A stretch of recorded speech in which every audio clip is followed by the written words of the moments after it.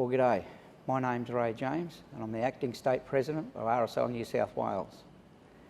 And on ANZAC Day each year, we commemorate the supreme sacrifice made by those who fought and died. We remember those who departed our shores and went to lands afar, many of whom did not return. We also remember those who served in later wars and conflicts. We also remember and pay our respects to those who still serve our nation today. The wartime historian Charles Bean wrote, "ANZAC stood and still stands for reckless valour in a good cause, for enterprise, resourcefulness, fidelity, comradeship and endurance that will never own defeat." Bean would later write that ANZAC Day now belongs to the past, and during the war all energy was concentrated on the future. But the influence of the Gallipoli campaign upon the national life of Australia and New Zealand has been far too deep to fade. It was on the 25th of April 1915 that the consciousness of the nationhood was born. Australia has for generations done its fair share of heavy lifting. We have experienced loss and tragedy in many conflicts across the world. This year we commemorate 75 years since the end of World War II, a war that came to our shores. My father fought and served in World War II as an infantryman. The scars of that war, both physical and mental, impacted upon my family and I for many years after the war had ended. We have seen many families suffer from the costs of war. The issues of veteran suicide is something which we must all confront and deal with. But together as one, I believe we can help those who need us. Many of you have been suffering from the drought and the devastating bushfires that saw our first responders and the Australian Defence Force called upon to fight the battle. We saw losses amongst our volunteer firefighters who left their families to go and protect communities far away. We now are facing one of the most deadly and evil pandemics that our nation has and the world has fought for over 100 years.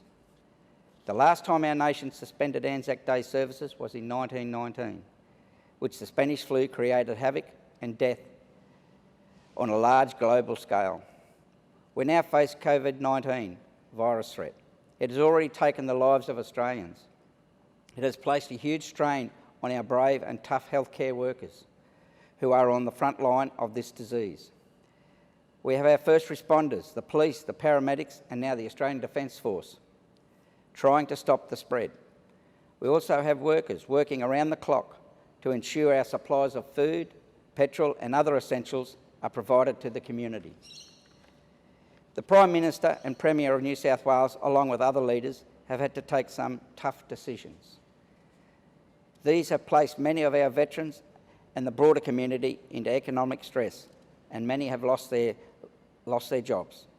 The Prime Minister has called upon us all to work together and do our bit for the nation. Self-isolating and limiting our movements is the best weapon that we have. All Australians are in the fight together.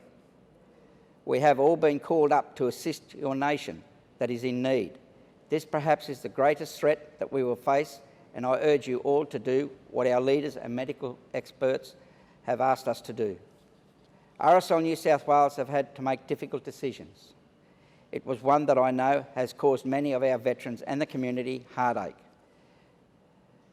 But it was only one step we could make and protect our society and our nation.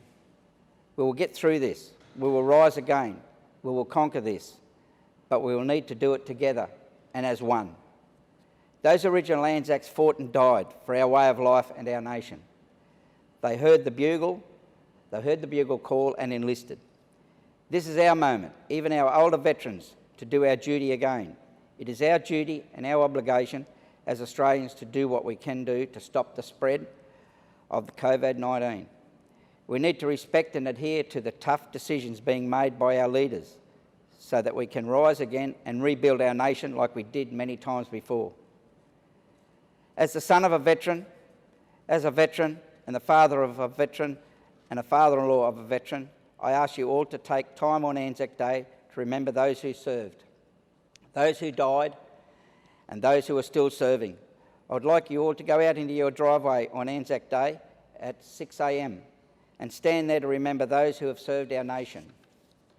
I also ask that if you know a veteran or a widow, please call them and see if they are okay. We need to keep our distance, but we can always pick up the phone and give them a call.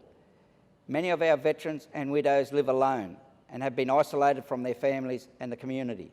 So please contact them by phone and let them know that you are here and there for them. We will remember them, lest we forget.